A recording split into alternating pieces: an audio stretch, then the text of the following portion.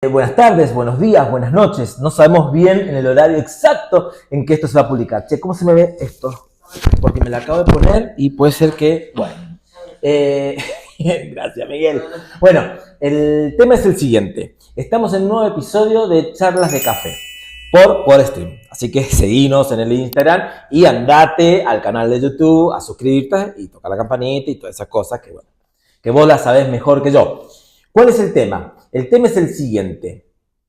Hemos decidido apartarnos relativamente de lo cultural, porque lo que vamos a charlar tiene mucho que ver con lo cultural, ¿no? Entendiendo el concepto de cultura en un amplio sentido, pero cultural artístico, vamos a ponerlo así. Nos alejamos un poquito para hacer un especial. En realidad van a ser varios especiales de charla de café. Especial política.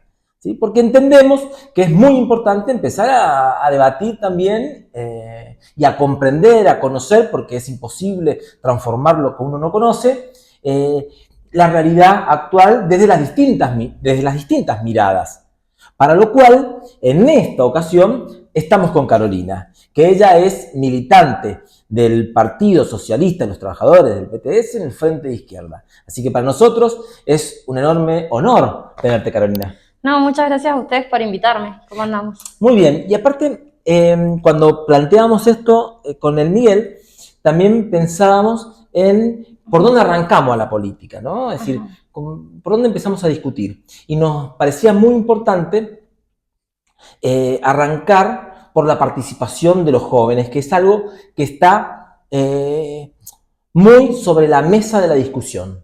¿No? Sí. Es decir, ¿cuál es la participación de los jóvenes con la victoria de Milei en las elecciones últimas presidenciales, con un voto principalmente juvenil, así se dice? Esto quiere decir que los jóvenes se derechizaron, que las salidas que en mi juventud de los 20 años íbamos encontrando por la izquierda, de repente estamos en un retroceso. Es decir, plantear qué perspectiva tienen hoy día los jóvenes al momento de salir a reclamar sus derechos y al momento de la participación democrática a través del voto, ¿no es cierto?, nos parecía fundamental para entender qué es lo que nos está pasando hoy.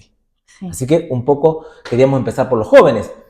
¿Cómo ves vos hoy a la juventud argentina?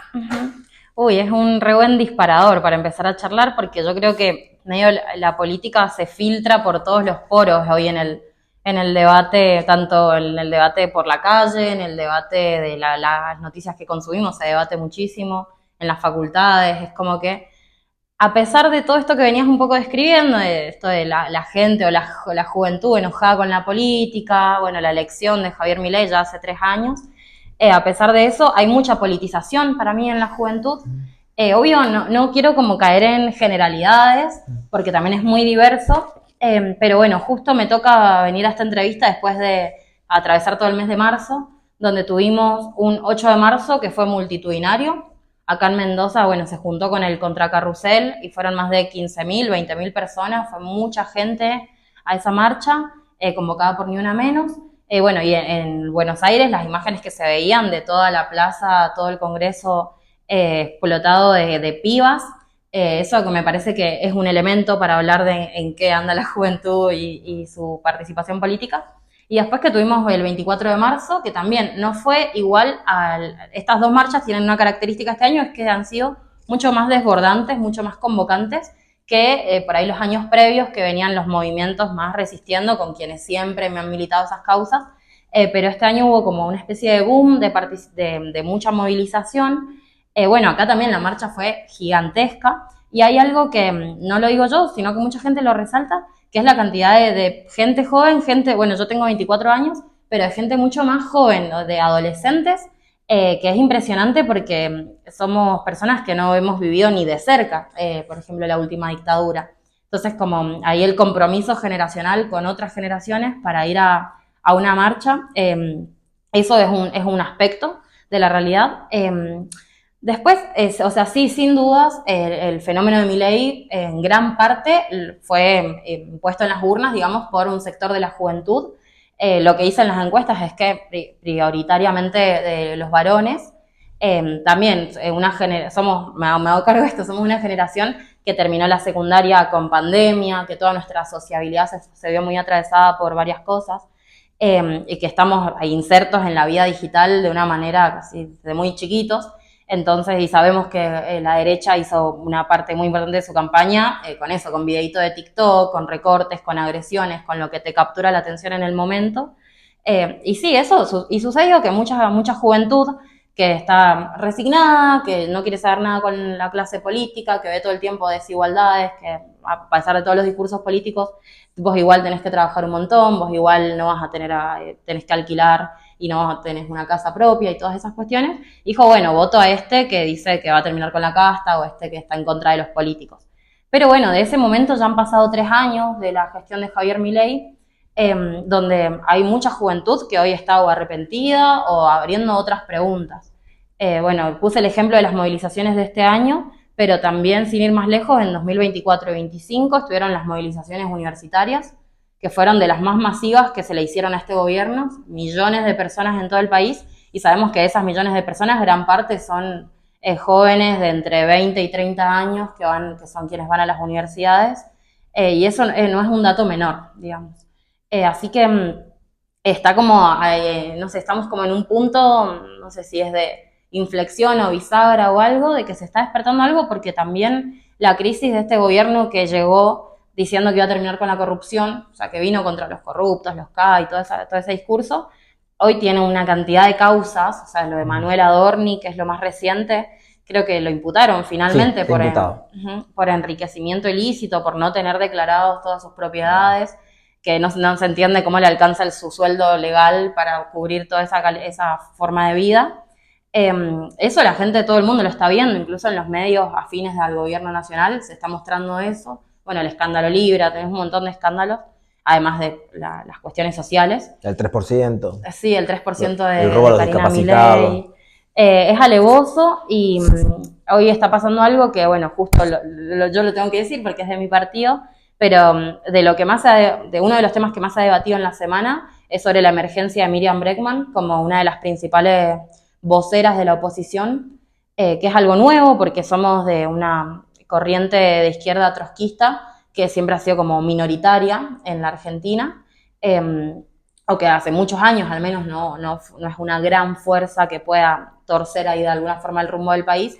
Entonces que de repente empiece a emerger una figura como Miriam, que es abogada de derechos humanos, que bueno, todos la conocen, de que no se calla nada, de que les canta a todas y todo eso, es muy bueno. Fue querellante, creo, en la causa por Julio López, ¿no? Claro, ella fue abogada de Julio López. De Checolás. Exacto, a ella desaparecieron a Julio López y ella era su abogada, así que su nivel de compromiso con los derechos humanos, con enjuiciar a los responsables de la última dictadura, es muy grande y no es menor porque no es una tipa que va a medias, digamos, de bueno, voy a decir esto con cuidado para no ofender a un sector de la sociedad o lo que sea. Ella como que dice lo que le parece justo decir, y yo creo que gran parte de su auditorio somos un montón de pibes también, pero bueno, en la juventud pasa que, no sé, ahora yo lo veo más en la gente que es más chica que yo, que es muy diversa, o sea, como que la gente que hoy está en el secundario o saliendo del secundario tiene un montón de prejuicios menos en relación a su sexualidad, a su forma de expresión, no sé, las marchas, ves todo tipo de cortes de pelo, de colores de pelo, de que hay como una identidad fuerte. Sí, claro, ¿y qué está pasando o cómo lo ves vos? Que de repente es cierto, hay un montón de derechos adquiridos, por ejemplo, ahora hablaste de la libertad sexual, ¿no? De elegir la orientación, hay como un avance en ese sentido, ¿no? Desde hace un tiempito se vienen algunos avances, y de repente emerge este hombre que hoy día es el presidente de la nación, diciendo que los homosexuales son pedófilos. Bueno, se come una marcha impresionante, ¿no? Sí, la marcha del 1 de febrero. El 1 de febrero, una marcha impresionante, pero sin embargo, todavía, qué sé yo, después pasaron elecciones en los en las provincias, ¿no? Sí. Mendoza fue una. Y el radicalismo se ve forzado a unirse con la Libertad Avanza o con lo principal de la Libertad Avanza, ¿no? Porque pareciera ser que avanza realmente. Está bien, es antes de conocerlo de Libre, antes de este desgaste de Adorno, etcétera.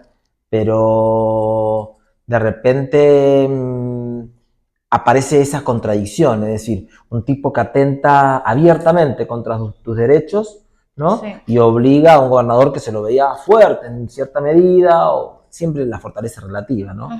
Pero, porque también están las luchas populares que soplan desde abajo, pero se lo veía fuerte porque estaba ganando con buen caudal de votos, ¿no? Logrando apagar y conciliar con muchos sindicatos, también con cúpulas sindicales, para ser más preciso, y sigue imponiéndose este hombre que atenta contra esos derechos de un montón de jóvenes que, qué sé yo. ¿Cómo ves esa contradicción existente en el seno de los jóvenes? Y es como amplia la pregunta. Por ejemplo, en relación a Cornejo, yo creo que no tengo muy claro si este gobierno provincial tenía la necesidad, como una cuestión de que no tiene otra opción que unirse con la Libertad Avanza. Lo que, como quizás otros gobernadores, lo que identifico acá es como una adhesión directa al programa económico, como que hay un dejar atrás ciertos ideales. Bueno, por esta misma crisis de los partidos en general, donde el peronismo y el radicalismo dejaron de ser representativos para gran parte de la población y va todo siempre en retroceso. Y ahí la ambición de poder o de no querer soltar el gobierno, los puestos, bueno, todo lo que significa eso, nos hace adquirir o tener adhesión con el programa político de hoy de la Libertad Avanza, porque para mí todo es muy económico. O sea, a Cornejo sin dudas le es funcional un gobierno que esté dispuesto, por ejemplo, ahora a ir contra la ley de glaciares, así avanza la megaminería en la provincia y él puede sacar su tajada, sus beneficios, porque bueno, sabemos que hay mucho lobby por atrás. Puedo decir que no era por especulación política, era por negocio. Sí, yo creo que es algo de sostenerse y de cuidar sus intereses, y que claramente les es más funcional este modelo. Después creo que es por su propia crisis, digamos, que se ven presionados a hacer esos grandes frentes, y por no tener justamente, ya vienen con años de decadencia, de contradicciones, de mucha denuncia pública, bueno, por algo gana Milei, ¿no? Con esto de que de lo que cobran los senadores, de que la gente vea esa desigualdad, de que la clase política es una clase que le va mejor económicamente que a los trabajadores, digamos. Entonces, para zafar un poco de esa, se suben al barco de la Libertad Avanza, y después ahí entrando al otro tema de que eso ya para mí ahí pierde un poco la racionalidad o una explicación clara de por qué este tipo puede decir abiertamente esas cosas. Se ha bajado mucho la vara de lo que está permitido hacer y no hacer. Ahí es donde yo apuntaba, digo, algo está pasando que a mí me huele, ¿no? Por narigón, a una profundización en la crisis de representación. Digamos, uno podría pensar los números de las elecciones y ha ido bajando.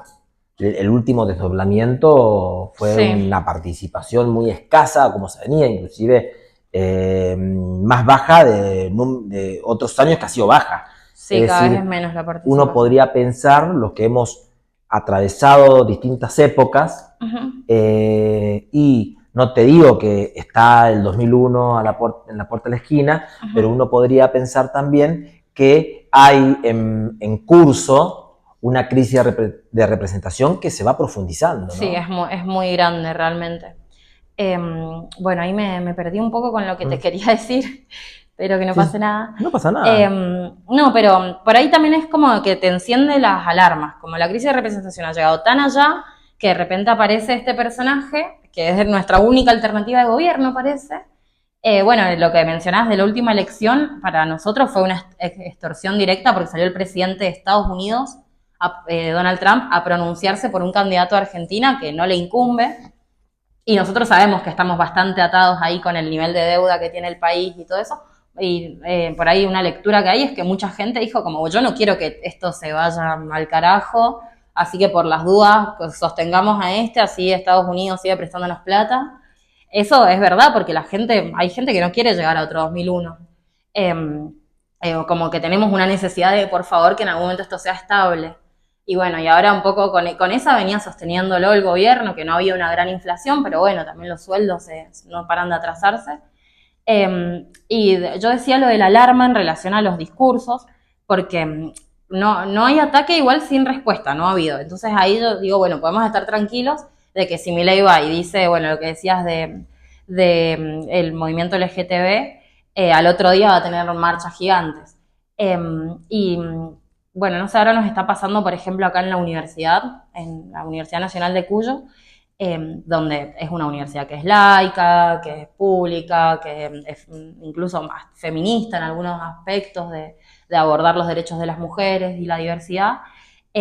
Tuvimos esta semana una charla en contra de la educación sexual integral, que la dio un sector de docentes ligados al Opus Dei, ligados a la Iglesia Católica. ¿No te parece que la universidad es feminista? No, pero digo en su discurso, ¿no? Como que hay secretaría de género, todas las cuestiones. Sí. Después, en la práctica, no sé, es como... Nosotros estamos bastante ahí polemizamos. Tenemos Secretaría de Derechos Humanos. Claro, con esto sin presupuesto. Estatizar esos derechos, porque después quedan siendo cáscaras vacías, le limpian la cara de alguna forma y esos derechos siguen sin cumplirse. Bueno, pero esto fue mucho más grave porque en la universidad, en la facultad de Filo, donde se forman docentes, que haya una charla diciendo que la educación sexual es pornografía infantil, cuando esa misma ley de educación sexual ha habilitado a que en las aulas se pueda hablar con los pibes de que no está bueno que pase con sus cuerpos, que hayan casos de denuncia de que los pibes de contarles a sus maestras de que hay un abuso familiar, es algo que necesitamos que siga existiendo, que haya más presupuesto incluso para que las docentes se formen para poder acompañar a esas infancias, a esas adolescencias.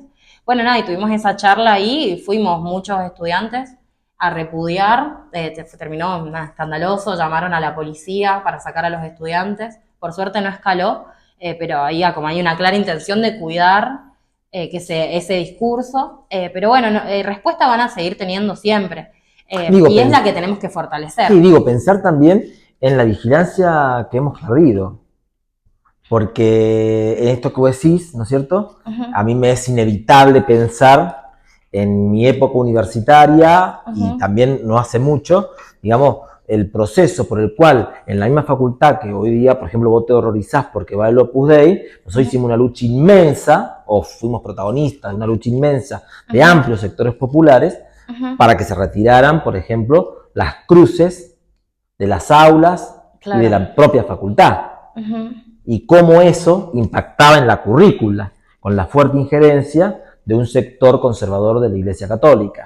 Es decir, una de las cuestiones que yo hablaba en una de las editoriales, cuando editorializaba, era que, y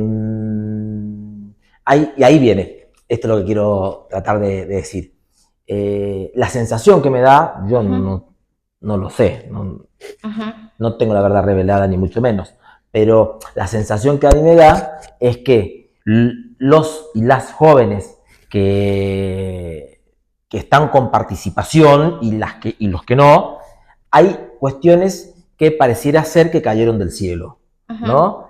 Es decir, ¿por qué? Porque muchos y muchas han terminado el colegio secundario en la pandemia. Por lo tanto, entiendo que no sé, hicieron la primaria que sobre el final del gobierno kirchnerista, peronista, de Cristina, claro. Y había un montón de cuestiones, ¿no es cierto? Que qué sé yo, la ESI. ¿Vos tuviste ESI en la primaria? ¿En la secundaria? No, en la secundaria muy poquito ya hacia el final. Bueno, después, qué sé yo, ponele, ¿cuántos años tenías vos en la ley de matrimonio igualitario? Eso fue 2015 por ahí.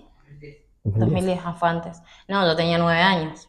¿Te das cuenta? De hecho, me enteré, pero era como que me pasaba bastante por al lado. Por lo tanto, podemos decir que es una generación que naturalizó que existía esa ley. Sí. No los más militantes que siempre sabemos que hay que estar al pie del cañón defendiendo cada cosa, ¿no? Pero generacionalmente es una generación que hay ciertos derechos, es como yo, qué sé yo, las 8 horas de trabajo, ahora me parece un horror lo que está pasando, pero yo no nací en el 45, si no sería Highlander, pero digo, las 8 horas de trabajo, la ley de asociaciones sindicales, cuestiones que yo tengo naturalizadas, Claro. ¿no? Porque nunca supe cómo es no estarlo, ahora voy a saber cómo es no estarlo, ¿no? Con esta reforma. Pero, digo, ¿cómo naturalizamos cosas y cuando naturalizamos dejamos de cuidarlas, dejamos de tener una vigilancia activa sobre eso, ¿no? Entonces nos parece natural tenerlo, nos parece que, bueno, ahí no estará un poco el foco, no sé, reflexión en voz alta, ¿no? Como te digo, no tengo la verdad revelada, no estará ahí un poco el foco de decir, che, ahora nos sorprenden que estén pasando cosas, como que es que vaya el Opus Dei a dar una charla a Filosofía y Letras, pero hasta hace 10 años están los crucifijos pegados ahí y se tomaron 32 días la Facultad de Filosofía para que eso no sucediera. Sí, sí. ¿No?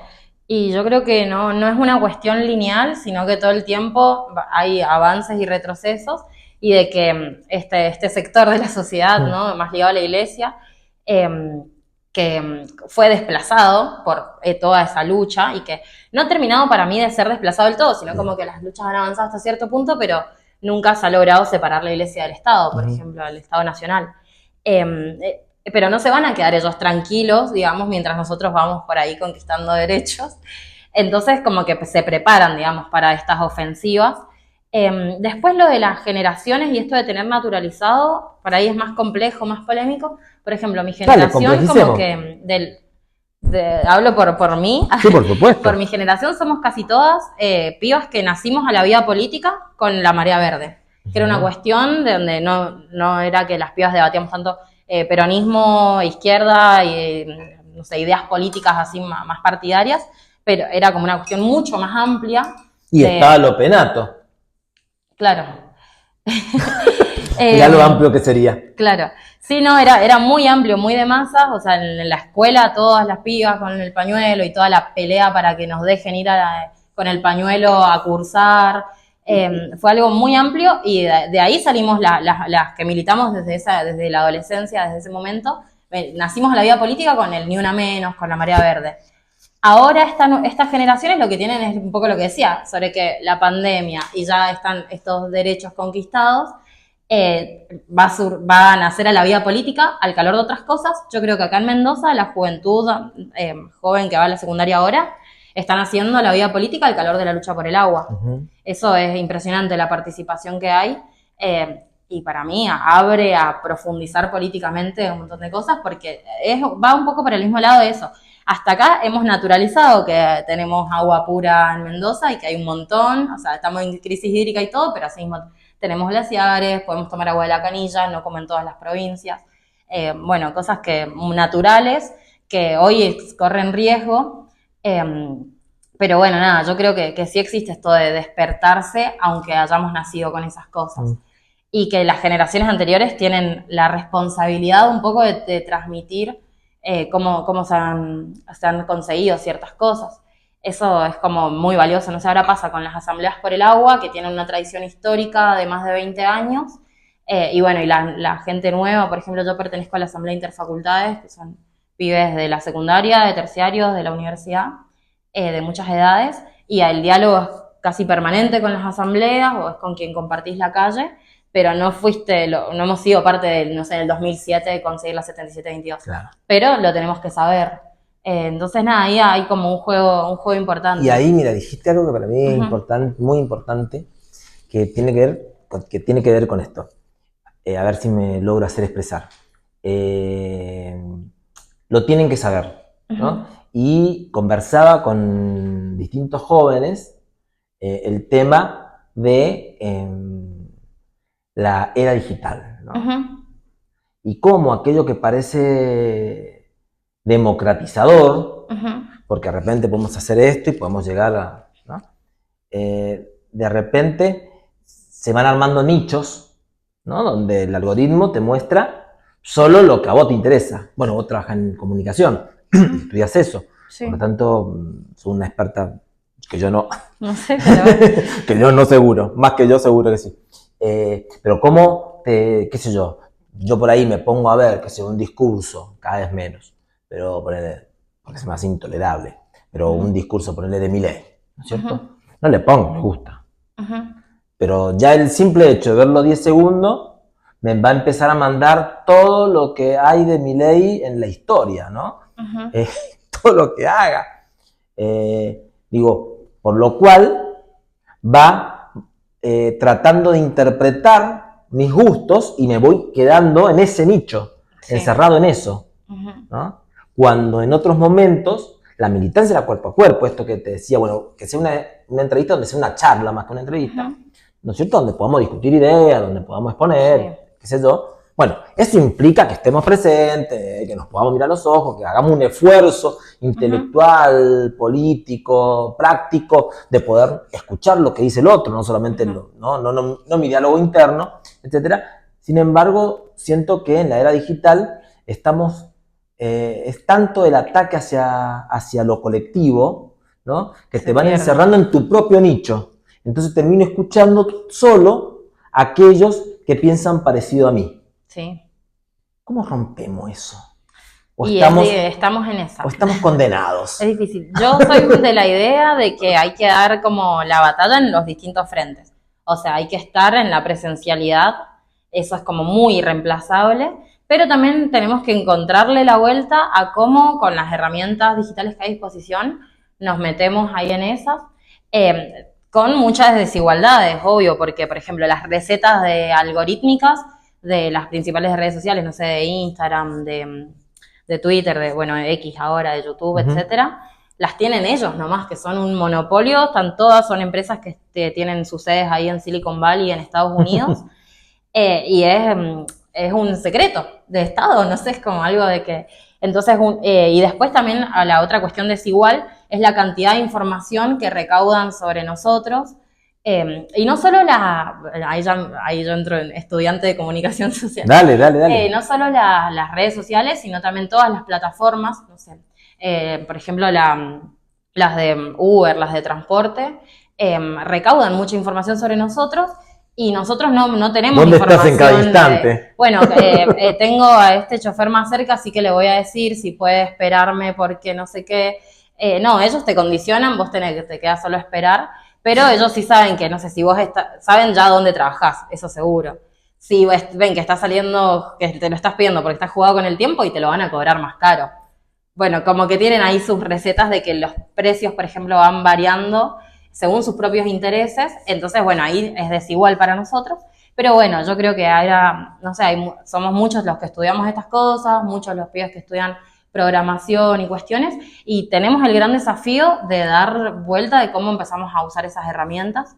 Después también hay fenómenos que son inevitables cuando se masivizan.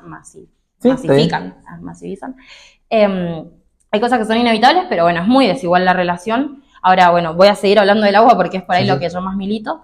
Pero nos pasa que presencialmente hemos tenido marchas ahora en diciembre, enero, de 20.000 personas, el centro desbordado contra el proyecto minero San Jorge, y después entrar a redes sociales y sí, solo veo los videos de mis conocidos que estuvieron en la marcha o de cuentas de militancia, que las vemos nosotros, pero después al otro día salís no sé, a la facultad, qué sé yo, y no hay nada en los medios, nadie se enteró, digamos, si no estuviste como ahí, si no estás metido.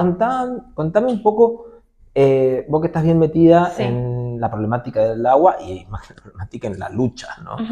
Contra la minera. ¿Qué es el problema del agua? ¿Cuál es el problema hídrico de Mendoza? Y ¿qué es lo que está en riesgo?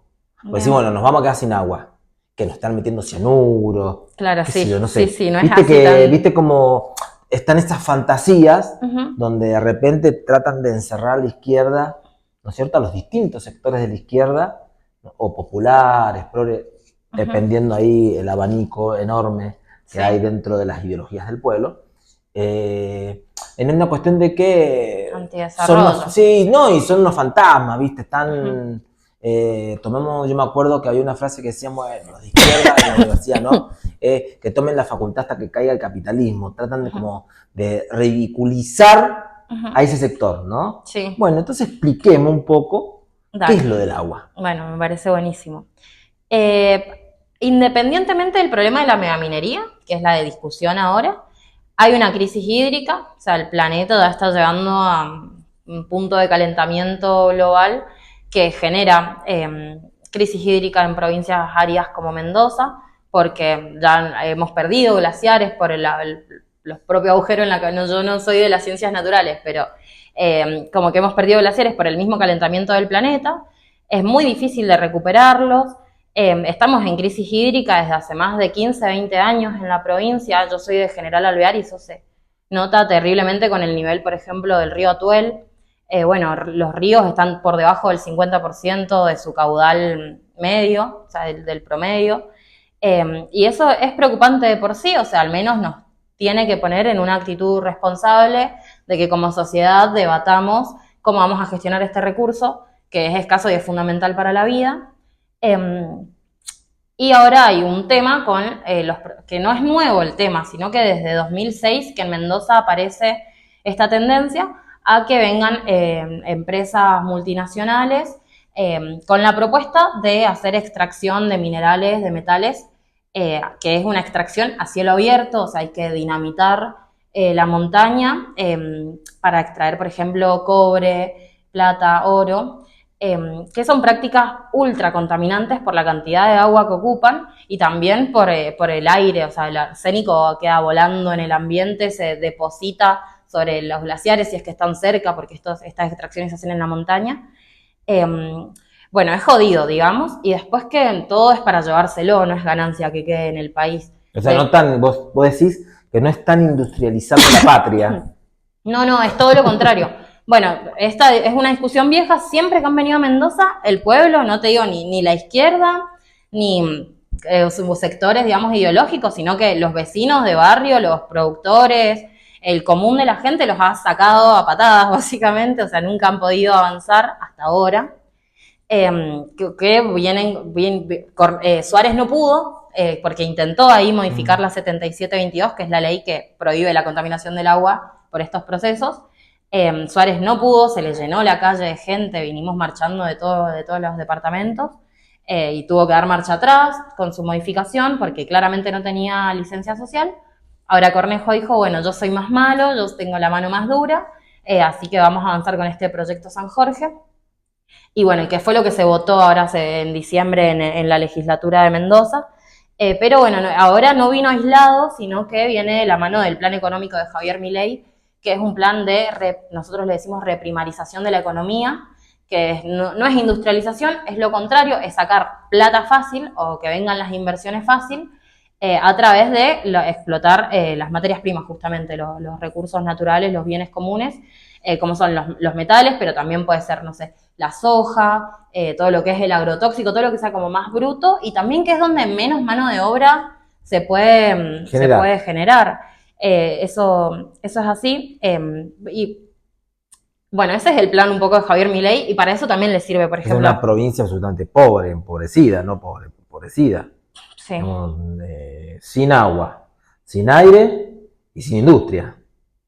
Sí, tal cual. De hecho, podríamos estar discutiendo cómo vamos a sacar adelante la vitivinicultura, cómo vamos a hacer que los cosechadores ganen mejor, un montón de discusiones, pero sin embargo estamos discutiendo otra industria totalmente ajena que atenta contra el turismo, atenta contra, bueno, la viña, atenta contra los frutales.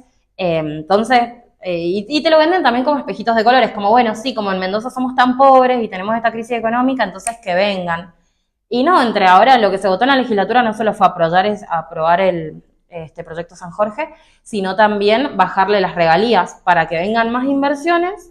La ley nacional lo que establece es un 3% para que las mineras dejen al menos un 3%. Bueno, acá en Mendoza lo que votaron los diputados es que, bueno, si no les alcanza, que no dejen nada. Parece un chiste, el 3%, sí, ¿verdad? Sí.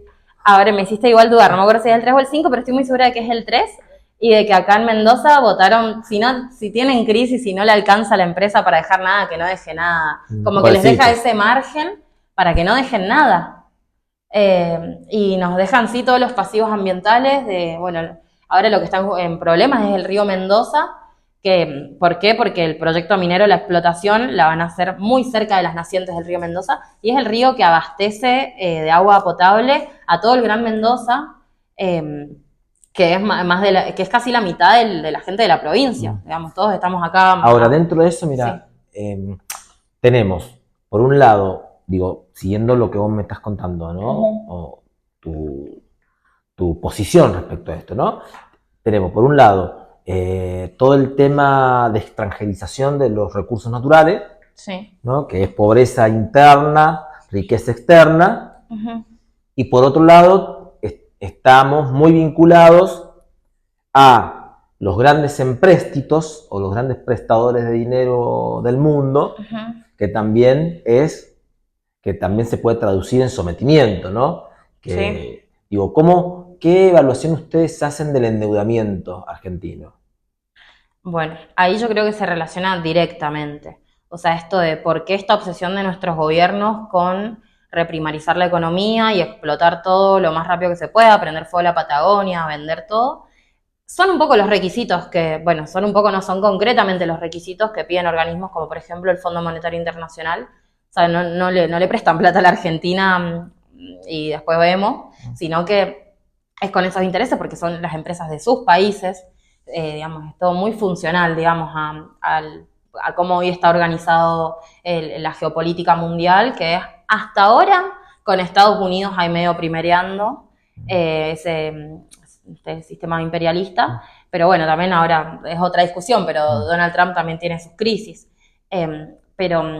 Y también podemos decir que hay una disputa interimperialista. Sí, no, y que es donde nuestros recursos pasan a ser estratégicos. Muchas veces igual estratégicos, no sé, para la industria armamentística, que nosotros estamos en contra de que los estados se llenen todavía de más armas y equipos para ir a bombardear otros países o para guerras que al menos nosotros como pueblo no tenemos, sino que son más de sus intereses. Ahora con lo de Venezuela se vio claramente. No era tanto el problema ¿Qué posición tienen con gobierno respecto a Venezuela? Mira, nosotros no acompañamos para nada al gobierno de Maduro, en el sentido de que bajo el nombre del socialismo y todo eso, tiene un gobierno autoritario donde ellos y la oposición de hecho está totalmente perseguida, pero asimismo estamos en contra de que Estados Unidos, por tener más poder, por tener más recursos, la intervención imperialista, de esa intervención estamos tajantemente en contra y estamos más por fortalecer, digamos, al pueblo para que pueda elegir cuál va a ser la salida, la alternativa para Venezuela. Pero si hoy tuvieran que decir, ¿plantean la libertad a Nicolás Maduro o no? Sí, planteamos la libertad de Nicolás Maduro. No como salida final, ni tampoco porque le rezamos o consideramos que es el héroe, ¿no? Pero sí por una cuestión de que no podemos naturalizar justamente que Estados Unidos ande sacando presidentes como el y de un principio básico que es la autodeterminación de los pueblos. Sí. Que, bueno, nada, se rompió ahí una barrera terrible, digamos, con esto que se atrevió a hacer Trump y listo, ahora está naturalizado que Estados Unidos puede hacer esto con tu país y no le gusta ni siquiera es tanto político de si le gusta o no le gusta el gobierno. A Estados Unidos lo que se debió demostrar es que poco le importan, no sé, los presos políticos que hay en Venezuela, sino que querían el petróleo. Yo creo que hay algo de lo que no se está hablando, que es que por un lado está lo del petróleo y lo de los recursos naturales y la gran expropiación en relación al saqueo, ¿no es cierto? Y a llenarse los bolsillos, 2 o 3 vivos imperialistas o de burguesía intermediaria, compradora, y por otro lado está que eso está puesto al servicio de la propia lucha interimperialista. Es decir, porque tenemos por un lado Estados Unidos, el bloque de Estados Unidos, y por otro lado el bloque de Rusia y China. Claro. ¿No? Que hacen lo suyo los muchachos, digo, en relación a las invasiones, en esta declaración de guerra que tienen con Estados Unidos. Pensar en cómo hacen el apoyo a Venezuela no tiene que ver con promover me parece a mí, con promover la autodeterminación del pueblo venezolano, sino tiene que ver con una posición estratégica en la lucha contra Estados Unidos, que Venezuela le vende el petróleo a ellos. Digo, ¿no? Estamos en ese marco Sí, internacional estamos en de ese guerra, marco ¿no? de guerras y disputas que hay que prestarle mucha atención, seguirlo de cerca, porque bueno, no sé, por ejemplo, ahora eso es Estados Unidos viendo de dónde se roba petróleo para seguir fortalecido, para seguir marcando ahí la cancha a nivel internacional. Pero también eso le abre una crisis tremenda porque, por ejemplo, él asume, primero que bueno, es uno de los países más importantes, por poner una palabra, del mundo, más poderosos, pero él ganó las elecciones diciendo que venía a terminar con las guerras y que hoy esté destinando una gran parte de la recaudación de los ciudadanos de Estados Unidos a la guerra contra Irán, le está haciendo que se le caiga gente de su propio gobierno que está renunciando. Bueno, tampoco fue muy lejano lo que pasó ahora con el ICE, porque bueno, la población migrante es muy grande y por los asesinatos. Digo, por si alguien nos está escuchando y no Está sabe. bien, está muy bien. El ICE vendría a ser como un organismo de las Fuerzas Armadas que se dedica a ir contra los inmigrantes, sí, de Estados Unidos, como a buscar a los inmigrantes ilegales. O sea, existe para eso. Para No recuerdo reportarlos. cómo fue, sí. La persecución está siendo brutal porque también tiene un discurso muy parecido al del gobierno de Argentina, de estar en contra de todos los distintos, de estar en contra de los latinos, de estar en contra de esas cosas. Hubo un asesinato, hubieron 2, creo, o sea, una mujer que intentó defender a unos migrantes y después un enfermero que también estuvo participando en una movilización y lo mataron directamente. Después también hubo una imagen que fue muy viral de un niño que esperan a que salga del jardín y medio detienen al niño para que los lleve a la casa para para detener a los padres y deportarlos. Bueno, ¿qué pasó? Movilizaciones de millones de personas en las principales ciudades de Estados Unidos y terminaron, por ejemplo, en Minneapolis. El gobierno tuvo que decidir sacar al ICE porque les generaba todo un escándalo. Una contradicción. Entonces tiene como dentro, o sea, internamente, como problemas políticos donde no puede llevar hasta el final como lo está llevando ahora. O sea, el final es abierto. El final está muy abierto y está sucediendo ahora. Con el emerger de las luchas por abajo, en todo el mundo, ¿no? En todo el mundo. Ay, tenemos que ir, pero pará, extendamos un poquito. Pará, extendamos un poquito. Porque hay algunos temas, con que sea, algunos títulos que siempre están odiosos, esta parte donde nos tratamos de apurar, pero no quiero perder un poco, así como alguna enumeración en la cabeza. Primero, se aprobó la ley de reforma laboral.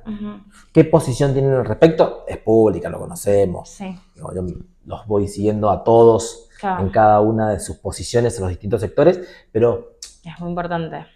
¿Qué es lo que va a pasar? ¿Qué es lo que nos va a pasar a los trabajadores y a las trabajadoras con esto? Bien, bueno, primero hay que decir igual que ahora se legalizó esa reforma laboral, pero que ya la venían aplicando desde antes. O sea, en provincias como Mendoza, la gran mayoría de los trabajadores trabajamos sin ningún tipo de derecho, vacaciones, todo eso que ahora esta ley saca directamente, ya no lo teníamos. Ahora es grave porque si se legaliza, va muy de la mano con lo que discutíamos de la reprimarización de la economía, porque el extractivismo, por ejemplo, es una industria que te necesita por un tiempo determinado y después vos como empresa te ahorras un montón de plata si no tenés que pagarle una indemnización a ese trabajador que contrataste un tiempo y lo fletaste. Yo creo que la batalla por la reforma laboral en lo político, en lo que vota el Congreso, ok, ya estuvo. Hay una parte de colaboración con el gobierno muy importante, por ejemplo, la CGT, que llamó a un paro solo después de ganarse el odio de todo el mundo, que todo el mundo le está diciendo, che, paro, era como un tema que había en las redes sociales. Y ahí llamó un paro, pero no quiso movilizar, como toda una cuestión muy tibia, que es muy funcional a que el gobierno pueda efectivamente votar esa ley. Eso, bueno, ya estuvo. Pero ahora se viene el periodo donde van a empezar a aplicarla, donde entonces en las grandes fábricas, en los grandes lugares de trabajo, los capitalistas de Argentina también están viendo que la economía está complicada, entonces les sirve ir cerrando por ahí su fábrica, esa manufactura, para poner su plata, sus inversiones, por ejemplo, en eso. Yo voy a invertir en esta minera, o bueno, ahí todas las cosas de acciones. Yo no soy muy buena para hablar de economía, pero les es funcional Y bueno, y vamos a empezar a ver con mucha más frecuencia fenómenos como lo que está pasando ahora en FATE, como lo que pasó en Lustramax, de empresas que empiezan a despedir más arbitrariamente o que cierran de la noche a la mañana, le dicen a todos los trabajadores, bueno, después vemos cuánto les damos de indemnización, Sí, ni el hablar, lunes no tenés que volver. no, y ni hablar la pérdida de derechos laborales, digo, Sí. el banco de horas, Sí, ¿no? sí. Las vacaciones en cualquier momento, digamos, una serie de cuestiones que, en esto que decíamos antes, que pensábamos que venía con la naturaleza misma y nos damos cuenta De que te lo pueden sacar. que son decisiones políticas, ¿no? Sí, sí. Y que son como el pueblo está vigilante de que eso no suceda, ¿no? Ujú. Está en una participación activa. Sí, ahí... Y yéndonos ahí a la parte política, ¿no es cierto? Hay dos cuestiones. Primero es que hemos visto, vos misma la has nombrado, a Miriam Bregman, ¿no es cierto?, como principal referente del PTS en el Frente Izquierda, ¿no es cierto?, que ha tenido gesto con respecto a... Sí, sería Miguel, ¿por qué? Gracias. Que ha tenido gestos respecto a la cárcel de Cristina Fernández de Kirchner, ¿no? Contanos un poco eso, porque se ha visto en algún momento, o hay, viste, distintos streaming de Buenos Aires, viste, que fogonean, bueno, ¿por qué no una unidad en un tiempo muy lejano? ¿O cómo sería? Lo vamos a discutir un poco por separado. Dale. Primero, con lo de la cárcel de Cristina se parece mucho a lo que charlábamos recién de Maduro, de que, ok, no compartimos las ideas, cuando vos sos, bueno, cuando Cristina ha sido gobierno, hemos sido oposición, pero sin embargo no podemos permitir que arbitrariamente se meta presos a dirigentes políticos, menos aún como, bueno, estaban todo esto de las causas. Sabemos que el Poder Judicial en nuestro país, o la Corte Suprema, está así de ligada con el Poder Ejecutivo, o sea, los jueces los elige a dedo el presidente.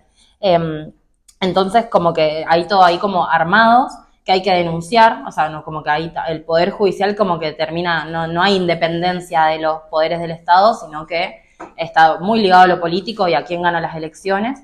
Y después que no están cuestionando la corrupción en general, o sea, como que no hay una ley igual para castigar, para penar a todos los políticos que se enriquecen ilícitamente, sino que era claramente una causa armada contra la principal referente de la oposición, que también fue una causa mediática, o sea, entonces en esa discusión nosotros decimos, bueno, esto no corresponde.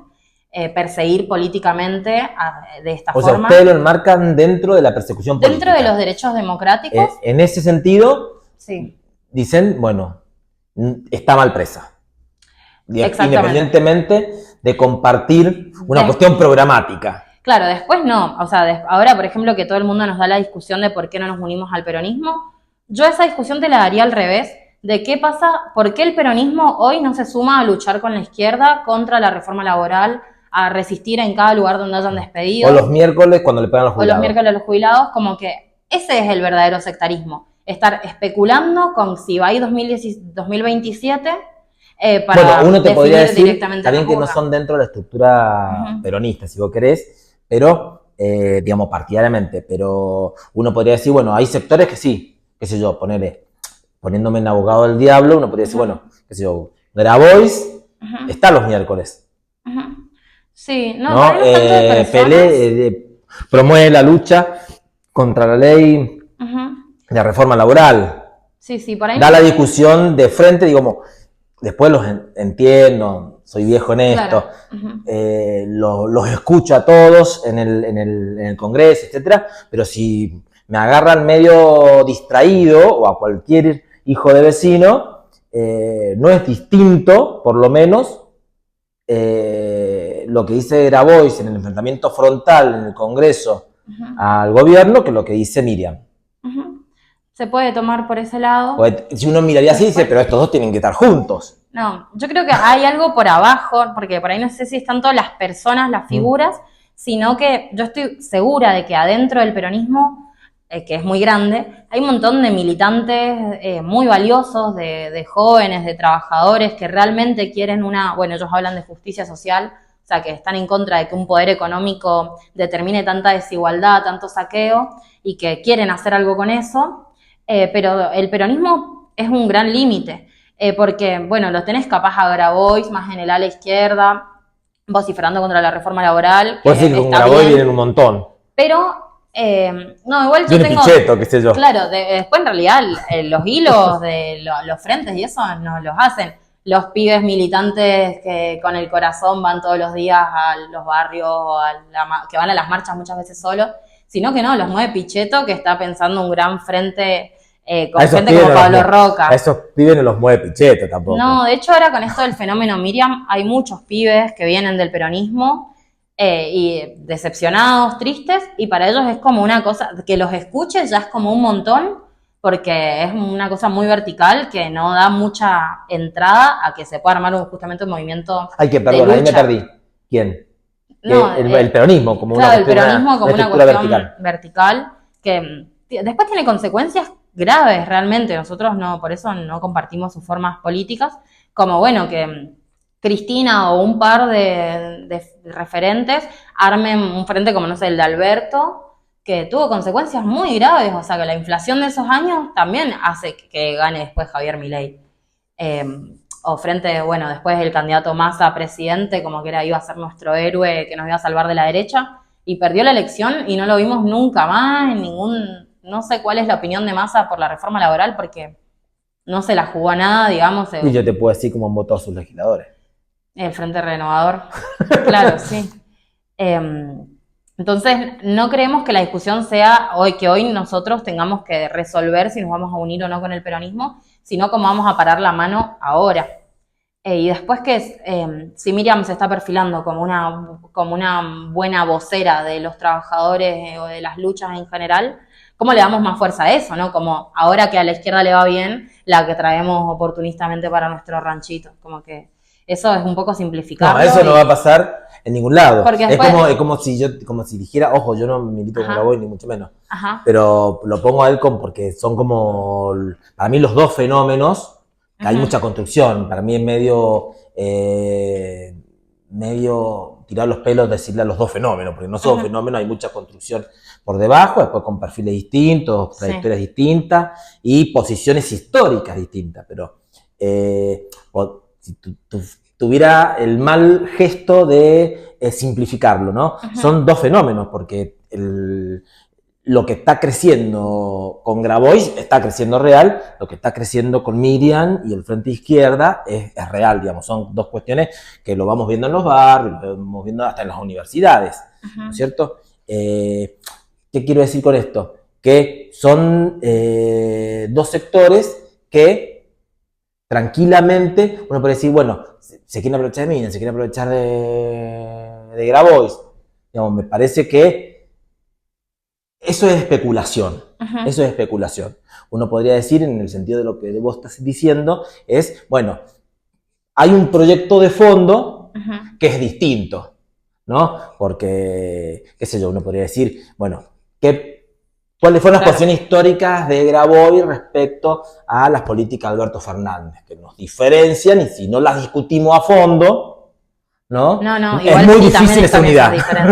Yo creo que por ahí la discusión esta cae como oportunista, porque la principal diferencia es esa, como proyecto, y donde yo identifico que en su proyecto, si nosotros de repente tenemos más votos, vengan, si nosotros nos va mal, correte Trosco, estamos gobernando, entonces como que es ambiguo ahí, pero eso nos pasa a todos.